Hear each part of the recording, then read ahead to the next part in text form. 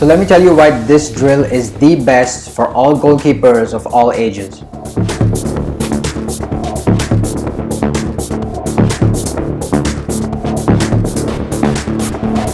It has shot stopping, reacting to long shots, reflexes to close range efforts, punching the ball, kicking the ball, heading the ball, high intensity periods, and cool down time in between.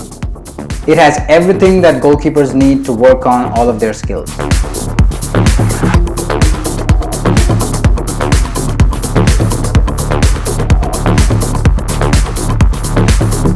This drill will help goalkeepers to stay alert, react, and have fun. It works with two goalkeepers at the same time, but if you don't have two goalkeepers, use your single goalkeeper and get an outfield player to step in. This drill is most effective after the warm-up activities and the basic shot stopping drill has been completed. Setup. All you need for this drill is two goals brought in close to each other. The distance between both goals should be around 20-30 feet depending on the age and skill level of your goalkeeper. Each goalkeeper must start at their goal line when the ball is being played.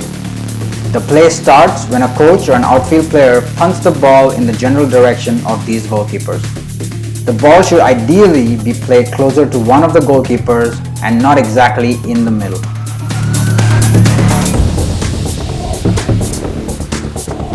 So here are the rules. Once you have everybody in position, start playing the balls in. The goalkeeper receiving the ball can punch, kick, or head the ball towards the opposing net. The objective is for he or she to score a goal. Everything should be one touch only. After that touch occurs, the play is finished. So the goalkeeper has one touch to make an attempt on the opponent's goal, and the other goalkeeper has one touch to save the shot.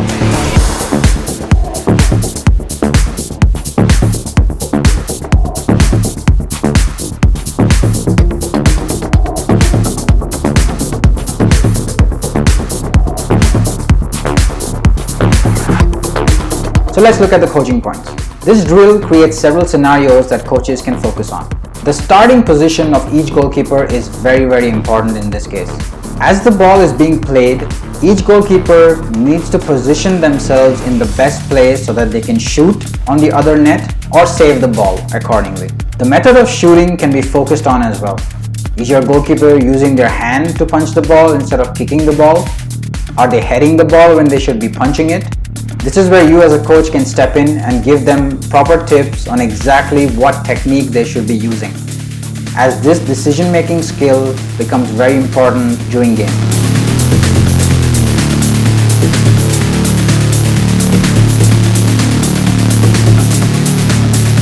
Safety.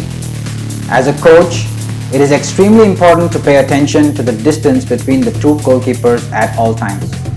After each play, both goalkeepers should be returning to their goal lines.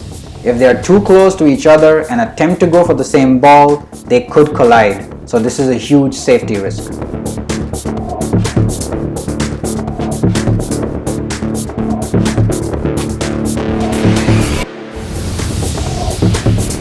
Progression. One of the most natural progressions to this drill is making it higher intensity by punting the balls into the box much quicker. This gives the goalkeepers less reaction time and reduces the time in between shots. I would recommend doing about one cross every 5-6 seconds for about 30-40 seconds and giving them a break after that for a few seconds. The faster pace of the balls will leave them out of position often and make them react and improvise, which are very important skills in developing goalkeepers as well. Another possible progression is creating more common area in between both goals. This area is for catching only. So when playing the ball, you can call out the name of the goalkeeper that should be catching the ball, and the opposing player can either challenge by jumping for the ball but not using his or her hands, or they can sit back and defend their goal. Once the goalkeeper catches the ball, he can throw it towards the opponent's goal to score.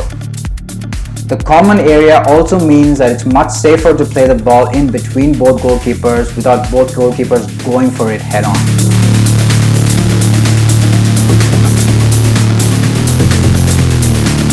Conclusions and advantages of this drill.